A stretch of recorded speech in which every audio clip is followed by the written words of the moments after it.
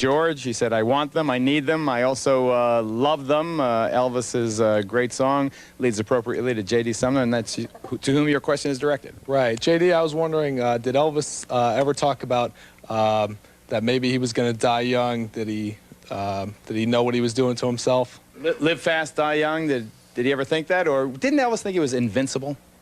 Elvis considered himself to be an expert. He was like he was his own doctor. He was well read up on medicine. And he considered that he knew enough that he could do anything and stay within the bounds of that. So he never knew that he was addicted to anything. I know you had a physician's desk reference, the Encyclopedia of Joy. So did you, Mackenzie? Yep. Really? Every year I got a new one.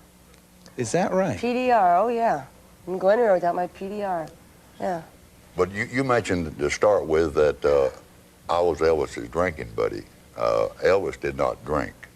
And you knew Elvis from the time he was 14 until he passed away. Little peach brandy. 1 glass of peach brandy is all he ever drank. But did he use it to wash down Quaaludes and Percodan and, you know, things of that nature? Well, the only thing that I knew that Elvis took was Quaaludes, sleeping pills, and uppers, and very strong uppers. He would fire you for using marijuana.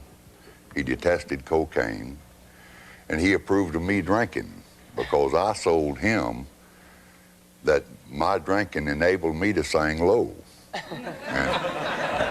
And I was a good salesman. I was the only man that could drink on stage. I actually had it to my right on stage. I had pure whiskey on stage. And I sold him that enabled me to sing low. Well, I'm glad it didn't ruin your voice. You're going on the wagon there, J.D. But I got to where I was drinking 2 fifths a day. They say that the 5th a day will kill you. That is wrong. I was drinking 2 Good thing, eh?